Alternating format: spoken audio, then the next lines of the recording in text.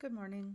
All right, so this is going to be our last demo of using Bluebook to respond to one of the FRQ choices. And so this is the third one. And really, as far as timing goes, ideally, you're looking at this and you have like 45 minutes left and you have plenty of time. Uh, if you've got like 20 minutes left, which can happen, though hopefully it doesn't, there are some ways that you can make that work too. Like you're not going to get as high of a score, but I will sort of talk about those at the end. But right now, I want to start just by demoing, like, provided you have at least 35 minutes and ideally 40 or 45 minutes, this is how you would go through this. And I would very much recommend you do the rhetorical analysis last. And the reason why I'm saying that is that um, it's very easy to get hung up on it. And the difference between the 40-minute one and the 60-minute one is probably at most a point, right? You're not going to make it that much better with that extra time, but then it's really going to cost you on the other two. So, generally speaking, I would recommend that you just get this to where you go through it as best you can. And you want to do this one last so that it doesn't like eat up all of your time. Okay, so if I'm going to go through this, the first thing I'm going to do is read the top for the rhetorical situation and write up what I know. Okay, so I'm going to come over here and I'm just going to read this bit up here. And I'm going to remember that the rhetorical situation is all the things going on that the speaker was taking into account when they wrote this essay that they were like aware of. In 1978, on the 10th anniversary of the assassination of Dr. Martin Luther King Jr., labor union organizer and civil rights leader Cesar Chavez published an article titled "He Showed Us the Way" in the magazine of a religious organization devoted to helping those in need. Read the passage carefully, then write an essay that analyzes the rhetorical choices that Chavez makes to develop his argument about nonviolent resistance. Okay, so I'm going to come on over here and I'm going to start writing that up immediately because I don't want I mean, I might as well. I've just read it, I've got it in my mind. I don't need to save it for later. So I'm going to come over here and I'm going to say, what do I know about the rhetorical situation? I know, and I don't really know this passage very well, y'all. I think I've read it like once a couple years ago. So this is going to be like real. Um, I'm going to say that Cesar Chavez um, wrote an essay in 1978, and I might say Cesar Chavez, like civil rights leader, comma, wrote an essay in 1978 about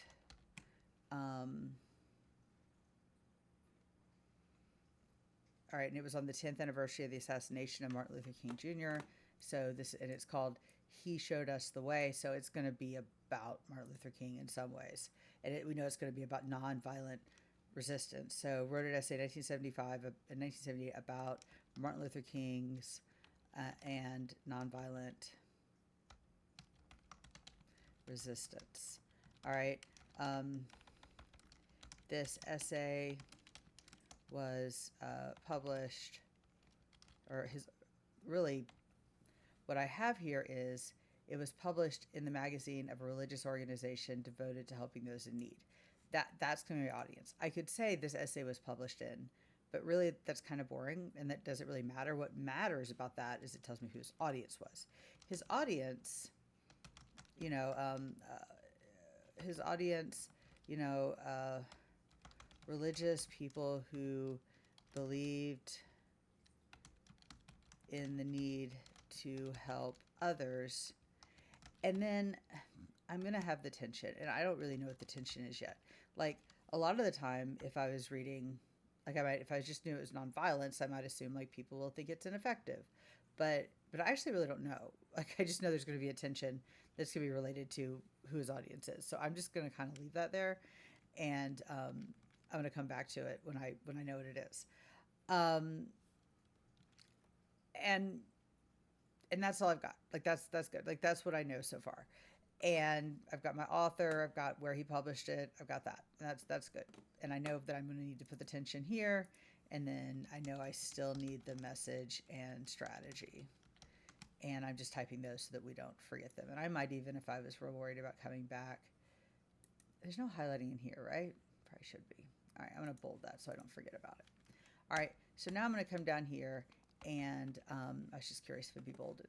I'm going to come down here and I'm going to read the passage. And now I'm really just focusing on the tension and the message.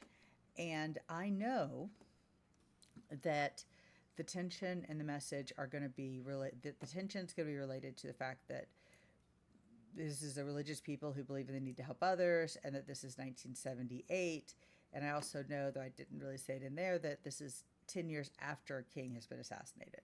So, we have this, it's in honor of this man who, died violently in the pursuit of nonviolence. So I'm going to keep all that in mind. But this first time through, I could even go like this, because I'm not going to be writing stuff up the first time through. The first time through, I am just looking for that that message and that tension. Okay, Dr. King's entire life was an example of power, of power that nonviolence brings to bear in the real world. It is an example that inspired much of the philosophy and strategy of the farm workers movement, and that's going to be his work movement. This observance of Dr. King's death gives us the best possible opportunity to recall the principles with which our struggle has grown and matured. Okay, so we're talking about the principles of presumably nonviolence. Our conviction is that human life is a very special possession given by God to man, and that no one has the right to take it for any reason or for any cause, however just it may be. We are also convinced that nonviolence is more powerful than violence. Nonviolence supports you if you have a just and moral cause. Nonviolence provides the opportunity to stay on the offensive, and that is of critical importance to win any contest. All right, that's kind of interesting. If we resort to violence, then one of two things will happen. Either the violence will be escalated and there will be many injuries and perhaps deaths on both sides, or there will be a total demoralization of the workers. Nonviolence has exactly the opposite effect. If, for every violent act committed against us, we respond with nonviolence, we attract people's support. We can gather the support of millions who have a conscience and would rather see a nonviolent resolution to problems. We are convinced that when people are faced with a direct appeal from the poor struggling nonviolently against great odds, they will react positively. The American people and people everywhere still yearn for justice. It is to that yearning that we appeal. But if we are committed to nonviolence only as a strategy or tactic, then if it fails, the only alternative is to turn to violence. So, and this but is always like, so we have to start turning. So we must balance the strategy with a clear understanding of what we are doing. However important the struggle is, and however much misery, poverty, and exploitation exist, we know that it cannot be more important than one human life. We work on the theory that men and women who are truly concerned about people are nonviolent by nature. These people become violent when the deep concern they have for people is frustrated and when they are faced with seemingly insurmountable odds. We advocate militant nonviolence, and that's really an interesting phrase, as our means of achieving justice for our people, but we are not blind to the feelings of frustration, impatience, and anger which seethe inside every farm worker. The burdens of generations of poverty and powerlessness lie heavily in the fields of America. If we fail, then there are those who will see violence as the shortcut to change. Okay. Okay. It is precisely to overcome these frustrations, and let me stop and kind of tell you my thinking as I'm going. I should be narrating that better. So one of the things I'm noticing is he's making this argument for nonviolence. And as I'm reading that, I'm thinking, well, yeah, but he's writing a bunch of religious people. So clearly they're in favor of nonviolence. So why does he need to say that? Why does he need to support that? Because I would think his audience would have agreed with him pretty clearly all the way through there. But here he's basically saying that nonviolence is sort of, it's not just a philosophical idea, it's kind of a practical idea that if you go violent, then then your people are just going to die and it's not going to work. But if you go nonviolent, you get the support of outsiders, which is important. And so it keeps that. Okay, so maybe he's trying to like say nonviolence isn't just like a moral thing. It's like it's a practical thing. And then we come down here and it's like, but if we're committed to it, it's still going to fail if our only alternative is to turn to violence. So we need to understand that the reason why people struggle, the reason why violence happens, is because people get so frustrated. They lack hopes. Okay, and we need to remember that, and that the burdens of generations of poverty and powerless lie heavy in the fields of America. If we fail, there are those who will see violence as the shortcut to change. In other words, he's sort of acknowledging that the urge to do violence doesn't come out of like maliciousness. It comes out of desperation, and it comes out of the fact that these are really significant problems. Okay, so his message about nonviolence, he's not just saying like nonviolence is better than violence, because his audience already agrees with that.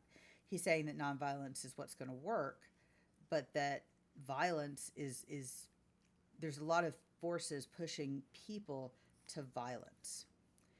It is precisely to overcome these frustrations that we have involved the masses of people in their own struggle throughout the movement. Freedom is best experienced through participation and self-determination, and free men and women instinctively prefer democratic change to other means. So what he's saying here is that the way you deal with this and the way you keep it nonviolent is that you allow the people that you're fighting for to participate, right? It's freedom is best experienced through participation and self-determination. We want democratic change. In other words, we can't have a movement where we improve life for poor people and field workers, in his case, without involving the field workers. We can't, because then if we're not successful, they're just going to get frustrated and go to violence, which is interesting. That's actually very interesting. Thus, demonstrations and marches, strikes and boycotts are not only weapons against the growers, like nonviolent techniques, but our way of avoiding the senseless violence that brings no honor to any class or community. The boycott, as Gandhi taught, is the most nearly perfect instrument of nonviolent change, allowing masses of people to participate actively in a cause. So one of the things that he seems to be saying here, his message seems to be saying, is that a nonviolent campaign has to include everybody. Okay, it has to like involve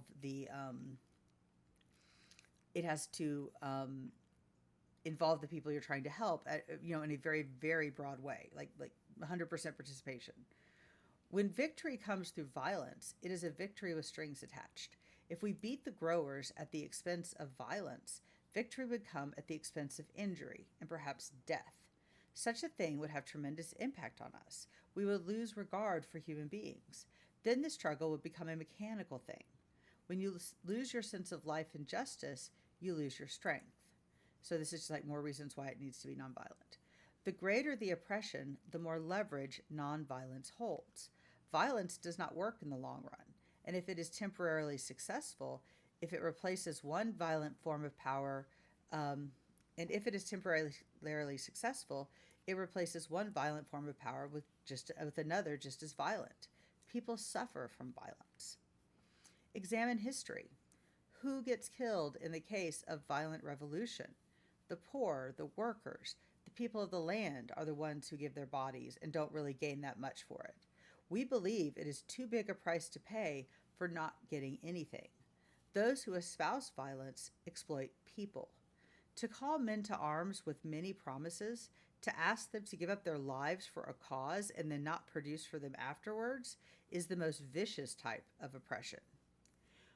We know that most likely we are not going to do anything else the rest of our lives except build our union. For us, there is nowhere else to go. Although we would like to see victory come soon, we are willing to wait. In this sense, time is our ally. We have learned many years ago that the rich may have money, but the poor have time. Okay, so it would be really tempting for me at this point to kind of just want to be like, his message is that violence is better than nonviolence. And I could write a plausible essay like that, but that's not that makes the tension difficult, which is my big clue that it's not enough. Because, like, well, I mean, who doesn't agree with that? I think the bigger issue is that he's saying is that the way to keep it nonviolent is to remember who you're helping, and that the people who espouse violence, they're the ones that aren't going to get killed. Okay, the people who get killed in violent resistance, the people who give their bodies, are the ones that it ends up not even helping because it doesn't last, and it's easy to like like see violence as a way to do things if you when you're not the one that's going to be actually getting fired on by the authorities during a violent strike or whatever. And I think the other issue that he is pointing out here, like we talked about earlier, is that the way you keep it nonviolent is by making it universal, by allowing everyone to, by requiring the people who you are fighting for to participate, and that nonviolent techniques require you to do that. Okay, things like boycotts. Okay, so then I think I know kind of what I want to say. So now we're going to open this up, and I'm going to come down here, and I would say that his message then is something like Chavez's message is that nonviolence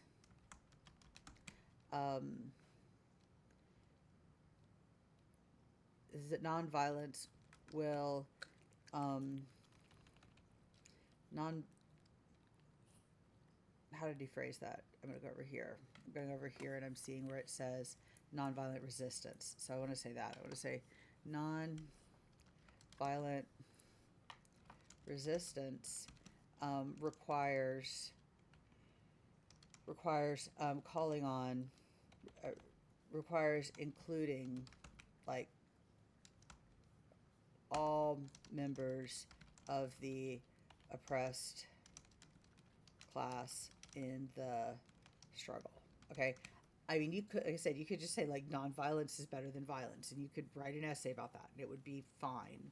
But this is going to be easier because it sort of allows me to better get at the tension and to think about like why did this end up written the way that it is. Okay, so we're going to come over here and well, now why do we have a tension? Why is it that this would be an issue for this magazine of a religious organization devoted to helping those in need? And maybe the reason is that the people he's writing to here are not the farm workers that need the help.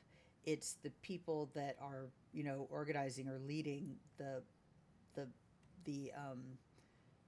they are organizing or leading the movement, but they might be tempted to see it as something that's sort of a top-down issue, that they need to decide what is best for people. Okay, so his audience, religious people who believed in the need to help others,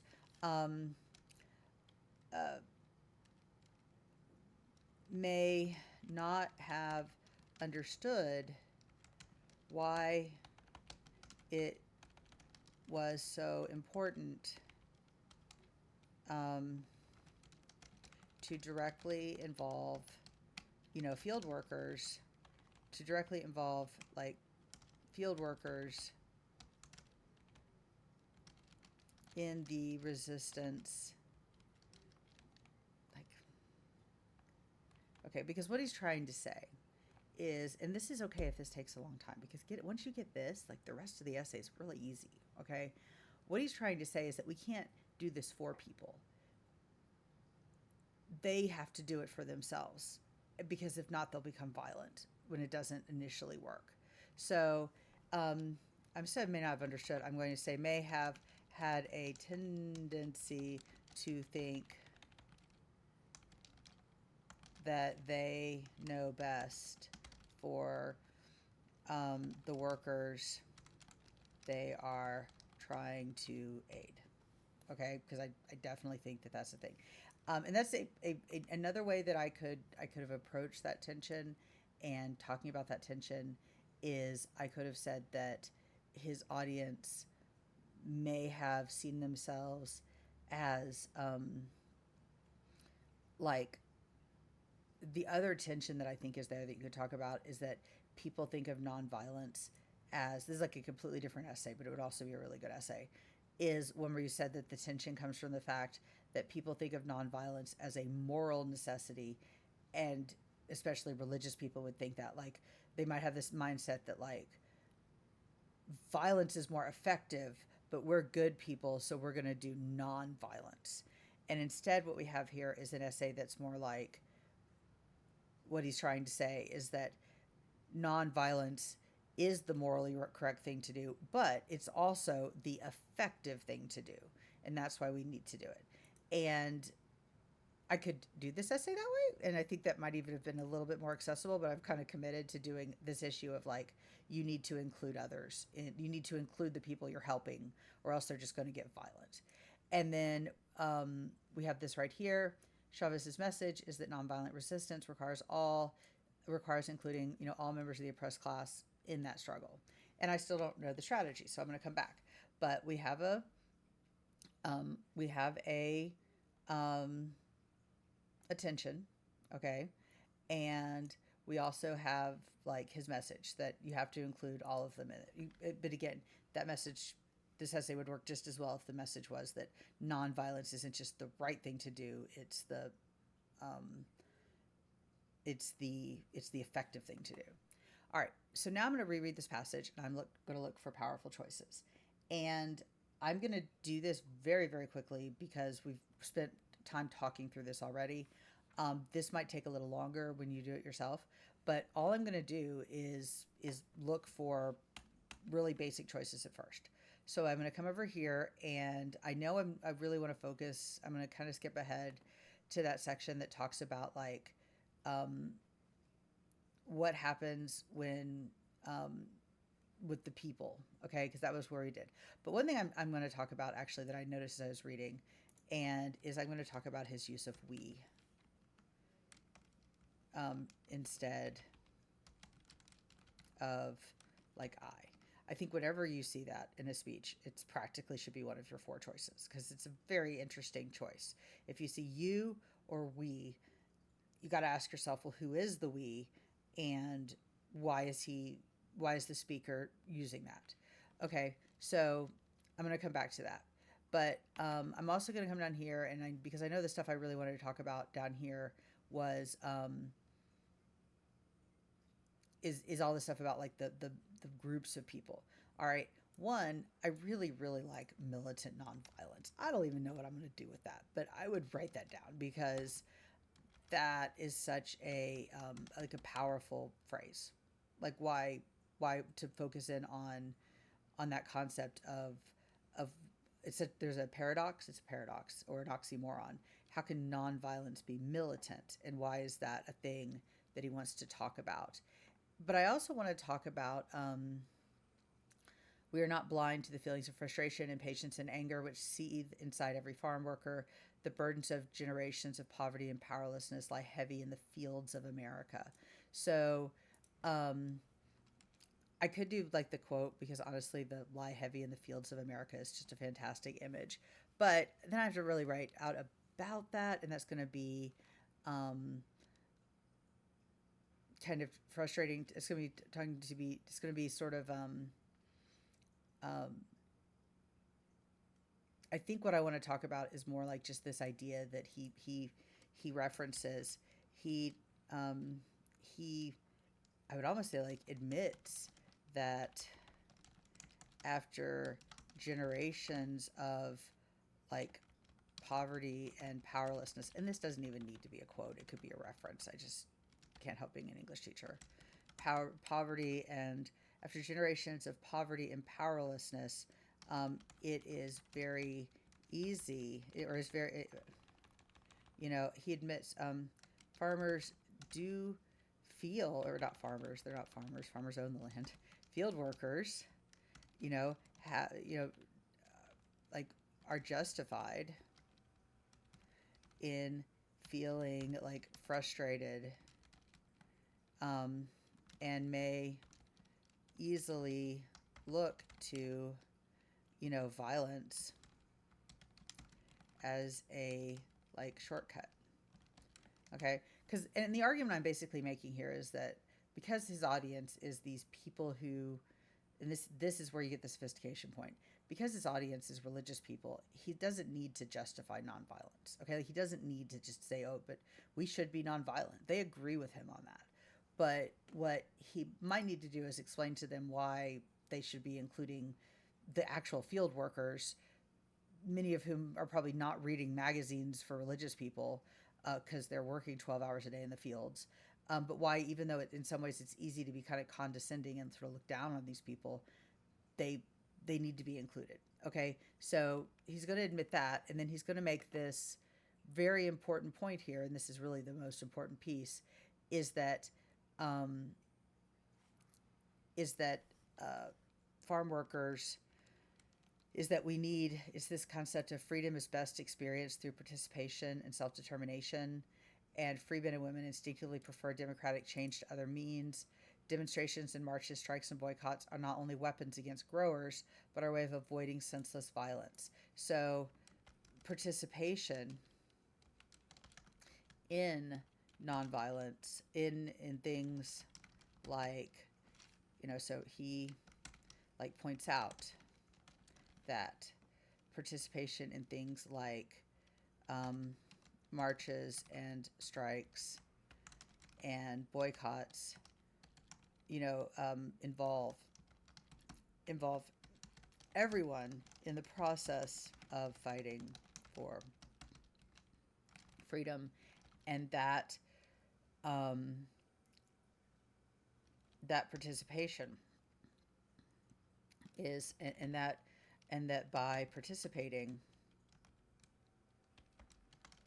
in the process, the field workers are less likely to be driven to violence. Okay, like, and I think that's really his main point. And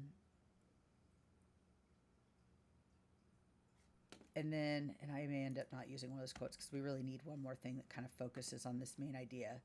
I do really like this idea that he, like,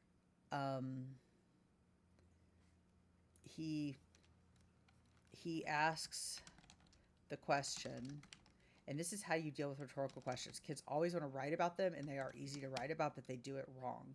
Who gets killed in the case of violent revolution?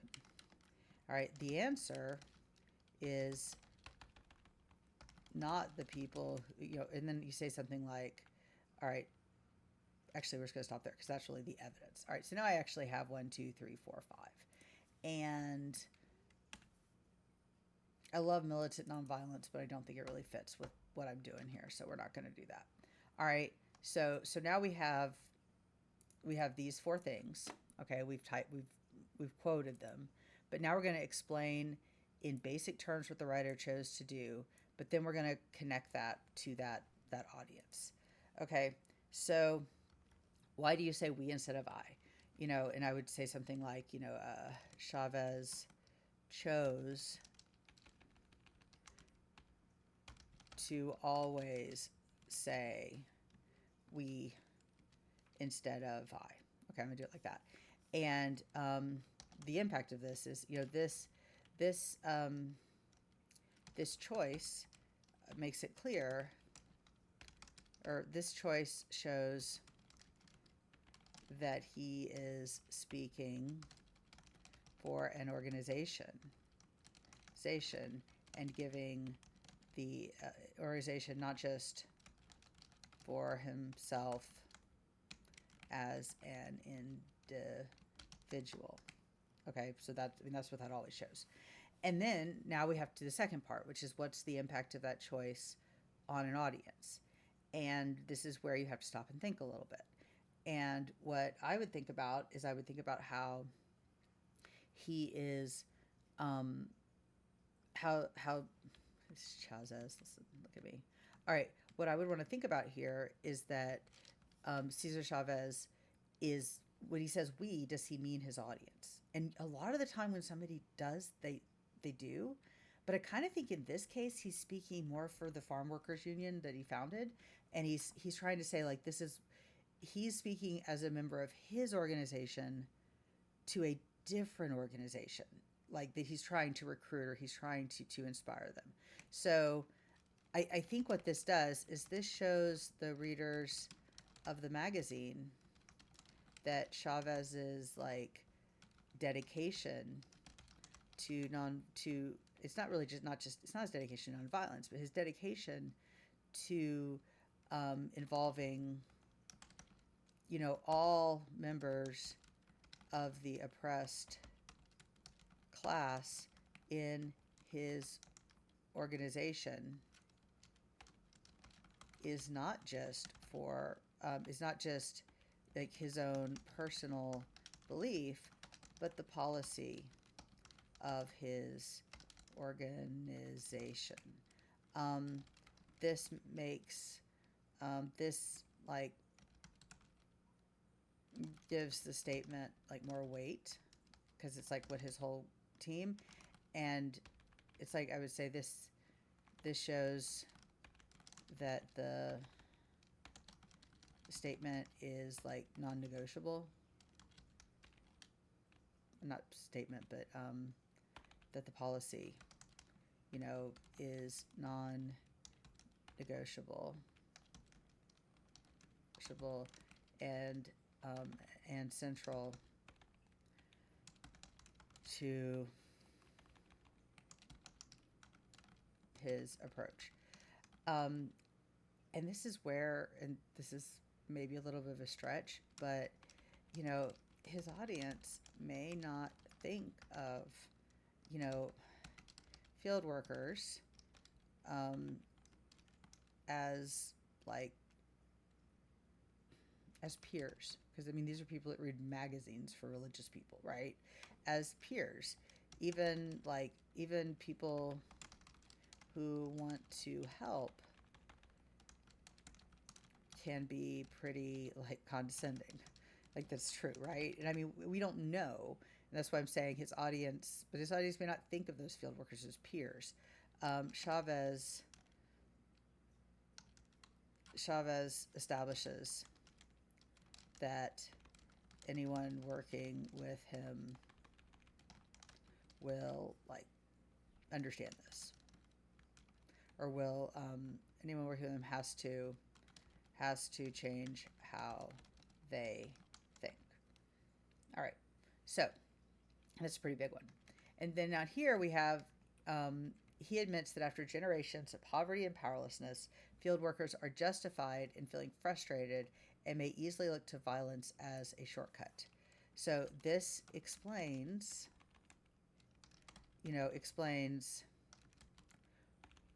why it is so important to this explains why violence is always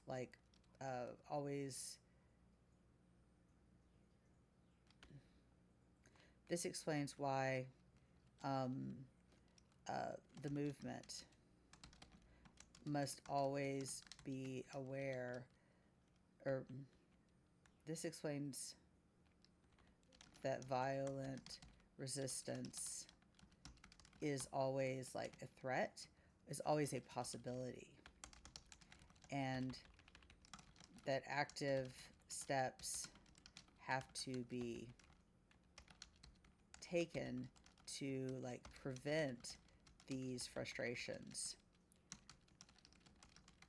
from boiling over his empathy for the reasons why violence might flare up, the feeling of otherwise being powerless, shows his audience that they need to think, that they need to be aware of the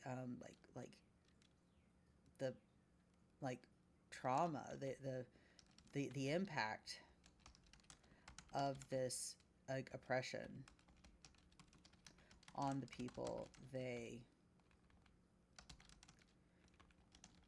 are trying to help.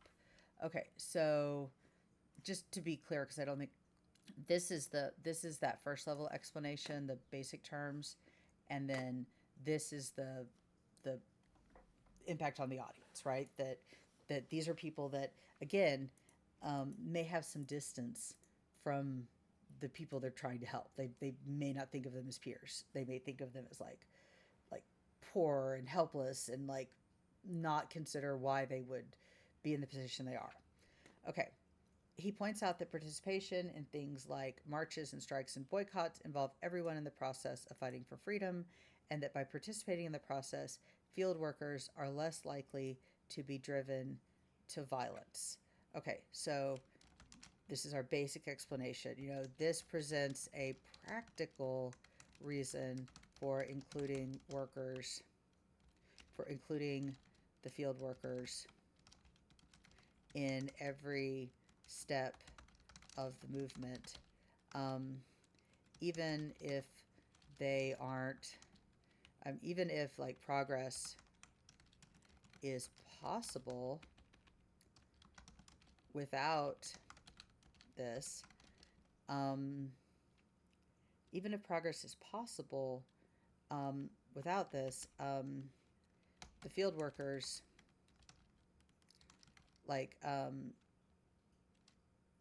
need to be involved just so that they don't ruin the progress by becoming violent while impatient. Let me make sure that makes sense, because I'm not sure that makes sense. Which is a thing you have to do when you write. You have to stop and make sure it makes sense. This presents a practical reason for including the field workers in every step of the movement. Even if progress is possible without this, the field workers need to be involved so that they don't ruin, I would say, all right, you know what makes it unclear? This presents a practical reason for including the field workers in every step of the movement. Even if progress is possible without, directly asking the field workers to sacrifice, because that's what strikes or let's say to participate. See, so that this is what made that confusing. The field workers need to be involved so that they don't ruin that progress by becoming violent while impatiently waiting for saviors to fix things. All right. And then we have, he asked the question, who gets killed in the case of violent revolution? All right, so whenever you're writing about a rhetorical question, that the point of a rhetorical question is that it's not really a question, okay? A question is not a question if you know the answer and you expect your audience to know the answer. It's like when someone asks a 2-year-old or a 4-year-old, what's your favorite color? You, as the person watching the 4-year-old, should not jump in and be like, oh, red, because I don't care what their favorite color is. I'm just trying to get them talking, because that's how you connect with small children. It's a rhetorical question. You don't need to answer it. So he's not asking the question because he doesn't know. He's asking the question because he wants the audience to think about it. So this, what rhetorical questions do is they make an audience reflect on an answer and see that they already knew it. It helps them see what they already knew. And that's how you write this. This inspires the audience to reflect on their own understanding, their own, I would say, knowledge, and they will quickly see that it's not the people, actually, I'm shifting into the second, so I want to stay basic, and they will, we can say, quickly realize that it is the farm workers, in this case, or it is, the poor and oppressed, who end up paying the price. All right. So that's sort of the basic thing it does. It makes them realize that. If their goal is to, um, you know,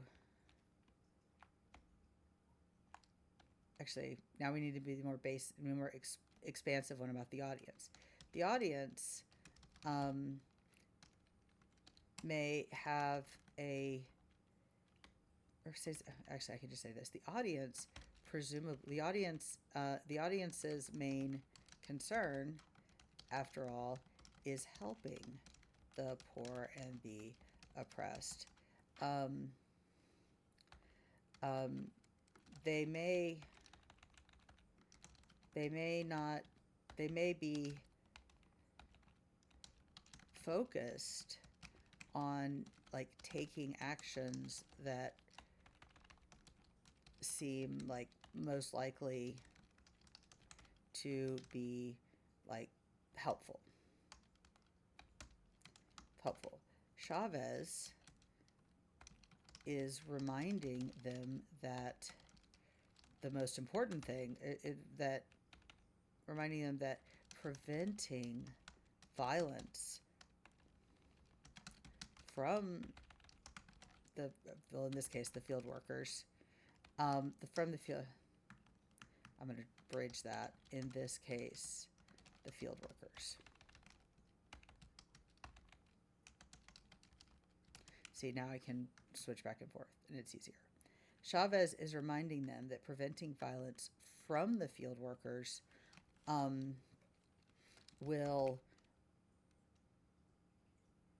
Chavez is reminding them that preventing violence from the field workers is part of keeping them safe, because, and if they do react violently, they will be the ones that pay the price. It may seem more simple, all right, to his audience, making sure every field worker can participate may feel like a distraction from things like, things like raising money and gathering like widespread support from Americans everywhere. Chavez reminds them that that keeping field workers it's really, let's do it the other way. Reminds them that forgetting to involve field workers directly may get those workers killed. And see, it was very tempting for me to say something like may get them killed, but then is that the audience or is that the field workers? So I had to go back and add that. All right, so is that all four? Okay, so I mean, it feels like, oh my God, that took forever, and it's taking longer than any of the others because I'm going so carefully to explain my thinking. But, and these do, I mean, this is a very good essay. It doesn't need to be this good. I mean, it doesn't need to be this, like, nuanced, I guess, though it's great if it is. But what we have here is 4 chunks of evidence. Like, we are very close to done. Okay, so we're going to come over here. We've got to group it. And now I got to think about it. So this is about sort of like telling his audience, sort of, it's almost like calling his audience on the fact that that they may be resistant to this message because they may not think of the field workers as their peers. And this is like why the field workers there's always this risk of violence, okay? Because if they're not allowed to participate, This is saying that um, field workers need to be involved so they don't ruin that progress by becoming violent while impatiently waiting for saviors to fix things. This is like the practical reasons why they need to be involved. And then this is going back to this idea about why is it important. Okay, so I would probably group this last one. Let me show what I'm going to try. All right, we're going to go up here. Actually, let me show you how to do it in Bluebook. Wait, does that not work in Bluebook? I thought we could drag. Maybe we can drag it, but not that far.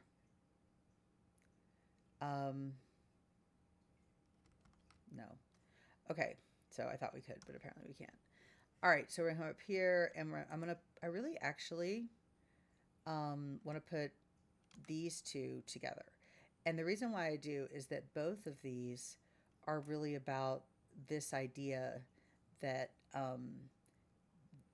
they need to not be like as casual as they are. They need to remember that the people they're fighting for are people, and that we need to talk about that, because we have this idea his audience may not think of field workers as peers, right? They just kind of want to like do what's best for them without involving them. And to his audience, making sure that every field worker can participate may feel like a distraction from things like raising money and gathering widespread support for Americans everywhere. That's again this danger that they're just going to sort of overlook the field workers, okay, as people, okay. And so I'm going to come up here and say something like, and that's even stronger because, of course, Chavez was a field worker, so he's speaking for field workers. Oh, that would be even better if I had time. I'd go through and say, this choice shows that he is speaking not just for an organization, but as a field worker. And maybe we'll put that in the comments. So I'm going to say something like, Chavez shows his audience that they like cannot distance themselves from the field workers, you know, as people, because I think that's really what all this is together is saying, is that his audience may be like that. And then I'm going to talk about all that stuff, and then here in the bottom I'm going to say you know, people who read or what do we know about his audience? You know, his audience of like religious people dedicated to good causes, because we want to connect it up to our tension, right? Our tension is that they may think that they know best, right? Yeah, we got to look at that. They may have a tendency to think that they know best for the workers they are trying to aid. His audience of religious people dedicated to good causes may look down, like may in many ways look down at field workers as uneducated and helpless, and not think they need to involve them. Chavez like insists that it is you know, one of the most like critical elements in the like fight to improve people's lives. All right. So this right here is my tie back to, you know, this tension, to think they know what's best for the workers that they are trying to aid. So he shows, so now we have, oh, right, I should be here. We're writing our topic sentences. All right. Chavez shows his audience that they cannot distance themselves from the field workers as people. Okay, so that's my first stance. And then I come back and down here and I say, oh, I should have already written my tie back. That's supposed to be next. But that's right here. This is how we're making that connection. Okay, so now we got to look at the other two and find a way to shove them together. He admits that after generations of poverty and powerlessness, really what I look at here is down here, um, his empathy for the reasons why violence might flare up. The feeling of being powerless shows the audience that they need to be aware of the impact of the oppression on the people they are trying to help. And then he points out that participation in things like um, marches and strikes and boycotts involve everyone in the process by fighting for freedom, and that by participating in the process, this presents a practical reason for including them. Um, they need to be involved because we don't want them to run off and do things.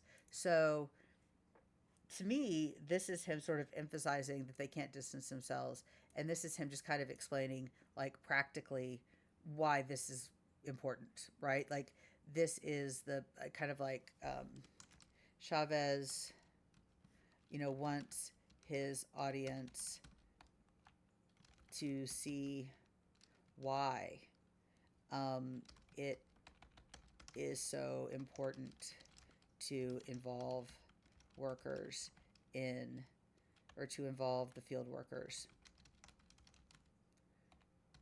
in the process of the nonviolent movement. Okay? And so that would be my topic sentence. And then if I was going to do, and then what I'm already kind of thinking is that this is actually a better first paragraph, body paragraph. And the reason why is that it's a little bit more just like the nuts and bolts. Like first what Chavez does is he shows his audience like practically like what is the reason to include these people. And then when we come down here, it's like this is this is kind of more like the fundamental reason. Like, you have to remember, these are people. These are not just like problems to be solved. Okay, so you have to focus on that. All right, so then I'm gonna come up here and I'm gonna go there and I'm gonna say like collectively, because I'm gonna do my tie back now. Which, yeah, I guess I've done my tie back even before I've done my thesis, and I did that in the wrong order. But yeah. So let's go ahead and finish. All right, so I'm going to come through here, and I'm going to look at this, and I'm going to say that his audience, and now this is my first paragraph, why is it they have to be? His audience may not have really put themselves in the shoes. Yeah, okay. Put themselves in the shoes of the people, they... Actually, you know what? I'm going to go a little better.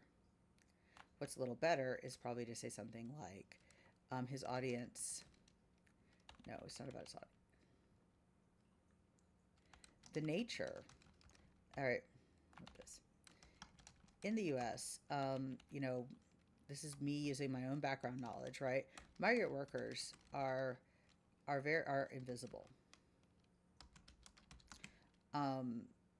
This is just like a true fact, right? That they usually there's a good chance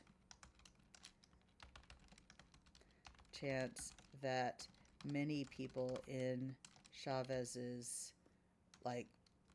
audience, have never talked to migrant workers because they live in the shadows, right? They live in the shadows, and there is often a language barrier. They are not really, familiar with the everyday life of the people they are trying to help. Chavez needs to remind them, or not even remind them, he's just trying to show them that that how do we do with the topic sentence? That, or he's even needs to illustrate why the inclusion of the workers in the process, matters. Something like that. Okay, so now we have our tie back here. All right, so now we have basically our body paragraphs are done. All right, but when we tied them back to the tension, which we did have, so we were okay, because that's really the better thing. What the last thing we really need to add, really the only thing that, because we have our topic sentences and our tiebacks, the only thing we need to add is up here is we need to add a strategy. And so I'm going to come down here and I just have to come up with like what are the ways he does this. And I mean, I think he kind of calls the audience out and it's like an incredibly gentle way, right? Like not like the very, very subtly. If I was going to talk about an overall strategy, I would be like Chavez, I would say something like Chavez like conveys this message by like politely, calling the audience out for not seeing field workers as people, which I that would get the point because any strategy gets the point, but I do think that's sort of abstract. I mean, you could also just say Chavez conveys this message by like describing the lives of field workers and the impact, or even by explaining the by connecting that non-participation to eventual violence, right? Like to me, that's probably the best way to do it is by connecting he's making a direct connection between not allowing these people to participate and how violence is going to break out, and that would be fine too. Okay, so then the last thing I do is I check my paragraphs. I'm going to indent them because I think they look better that way. I'm going to Control A. I don't honestly know if that works, and I'm going to get rid of all my bolding. I've got my other paragraph here. I'm going to go, what tab doesn't work? That's annoying. All right, I'm going to go like that, and I'm going to be done. So I'm going to just pause on each paragraph so you can go back and read them if you want to stop the video.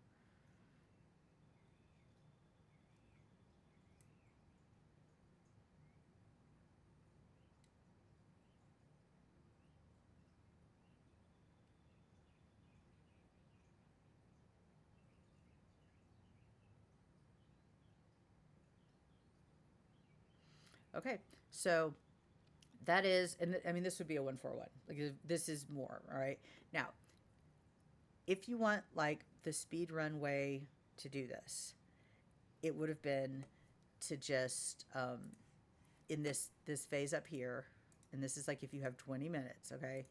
If I had 20 minutes, I would have written this essay on Cesar Chavez's message is that violence is bad.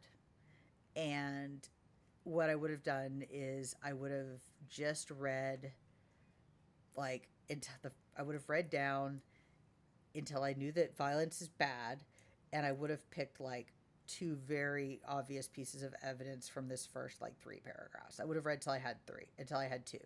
So I would have said given by God, and I would have talked about wait, that's not going to copy paste. Hold on. Oh, I kind of hate to do this. I would have done given by God, and it's nonviolence is given by God. And then I would have connected it to the fact that the audience is religious. And then I would have said something like, I maybe would have said, we are convinced that nonviolence, I really want to stick in these first 3 paragraphs to show you can do it. And I would have said something about how he repeated nonviolence. I would have said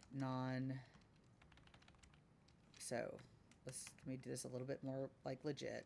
I would have come up here and I would have said his audience, I would have said like Chavez is speaking to religious people, because I would have gotten this from the beginning. Chavez is speaking to religious people about the importance of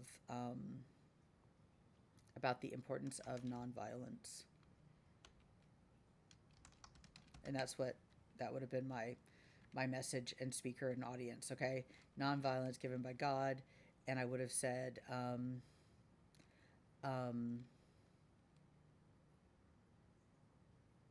No, he doesn't say nonviolence is given by God. He says that, see, I misread that because I was going too fast. That life is given by God. And then I also maybe would have said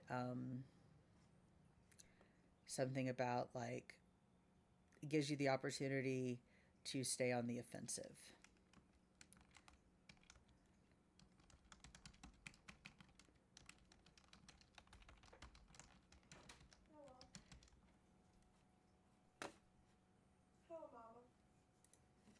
All right, stay on the offensive. And then maybe I would have come down here and I would have said, I would have just gone all the way to the end. And we know that we are most likely not going to do anything else the rest of our lives except build our union. For us, there's nowhere else to go. Although we would like to see victory come soon, we are willing to wait.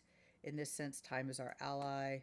So I might have said something like, cautions that this will be a slow process. And if I only had like 20 minutes, I would go with 3. And then I would probably put these first 2 together, and I would say something like, Chavez, I'm just going to, let me write these up. I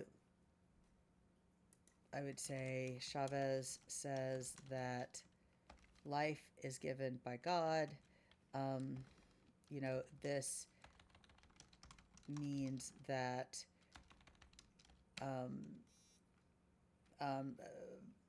violent this means that it's never okay to let someone like die, even if this is my basic explanation, even if it seems like it's for a greater good. His audience, because I'm going to connect, this is my second level explanation, I'm connecting it to the audience, is religious, so they will likely agree with him. And then I might come down here and say, nonviolence allows you to stay on the offensive. Chavez points out that nonviolence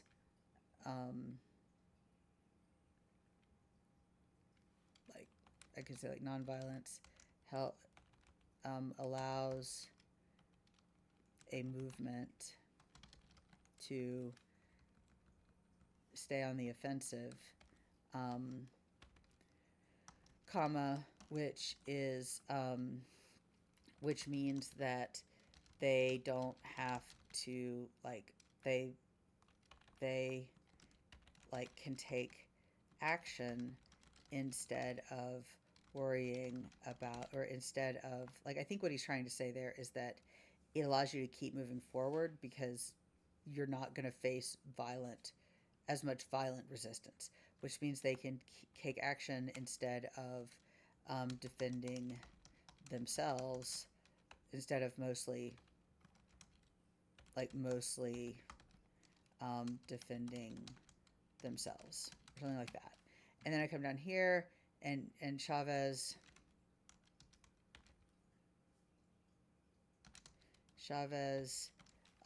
cautions that this will be a slow process. He wants his audience, what this means is something like people,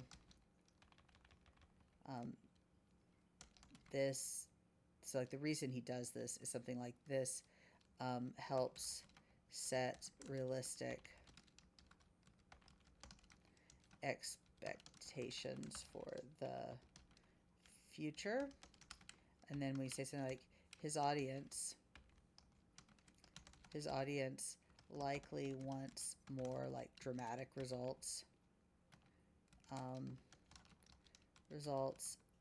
and this helps them understand that like real change. Really, he helps to understand that that method, that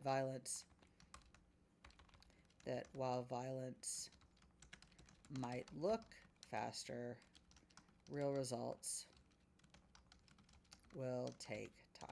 Okay, so these are obviously a lot lamer than what we had before, but we can still put them together. So this is about his audience being like religious, and this one is about being more effective. I would probably make this its own paragraph and then put these two together. And so I'm going to put this down here as like a later, because it's just going to be one. All right. And if I look at these together, I've got it keeps you moving forward, and it's going to take a while. So like Chavez, both of those to me are very much like just nuts and bolts practical stuff. So Chavez shows the audience why a practical or why nonviolence is more practical and powerful, or something like that.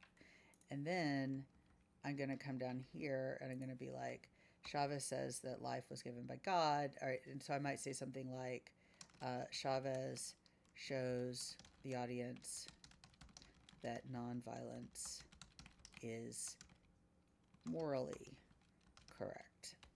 And this is a much more simplistic reading. Okay, now, if you had that, and then you came up here and you put on a message, and strategy, he uses like he uses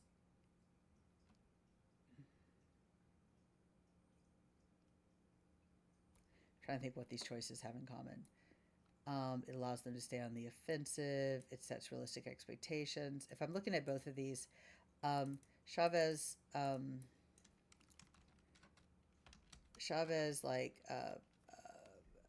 Chavez